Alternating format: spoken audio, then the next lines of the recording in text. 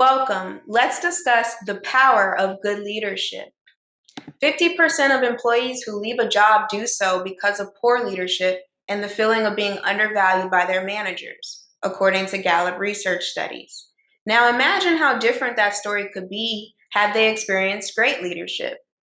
My name is Samia Hale, and throughout my 6 years of my career at Amazon, I have witnessed firsthand the impact of both good and poor leadership on teams. Now, I want you all to think back to a time where you may have had poor management or a boss who treated you unfairly.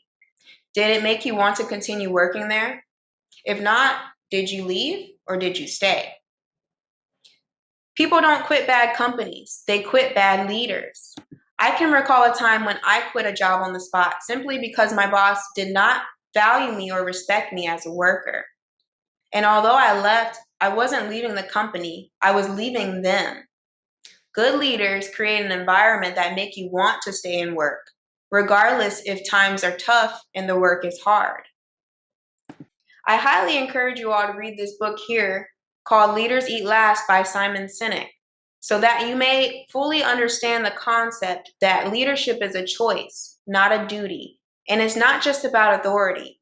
Leadership is about connection, trust, and creating a positive work environment where everyone can thrive. When you're in a leadership role, you will experience both highs and lows. During the lows, it is your responsibility to create the best work environment for your workers that make them feel like they want to do the work. It could be the toughest, most difficult job in the world, but your team is going to do that job and they're going to do it well because they believe in you, they believe in your vision, and they believe in the mission. In the book Leaders Eat Last, Simon talks about creating this circle of safety, where inside the circle you have growth, alignment, and a sense of belonging. Outside of the circle, your workers may face threats and dangers such as rejection, intimidation, and layoffs, which brings me to my next point.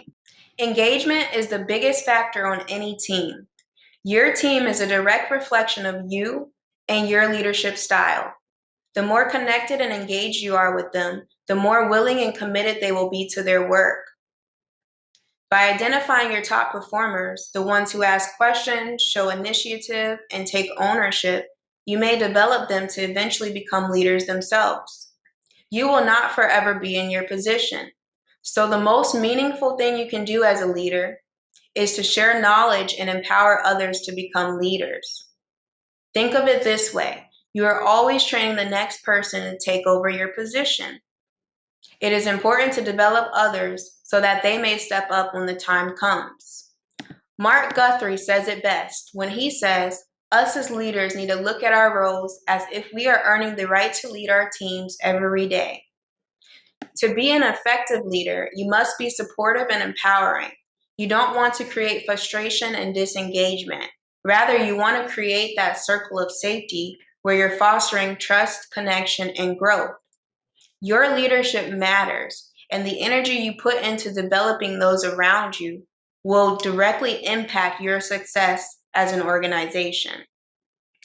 So you may be wondering, okay, how do I earn that title of a good leader? How do I become this empowering and supportive individual?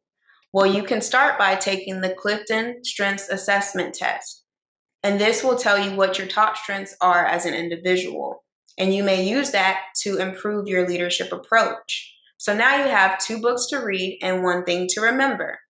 Great leaders don't just manage the work. They care about the people doing the work. If you want your team to give their best, then you must show them that you're willing to give them yours. Thank you.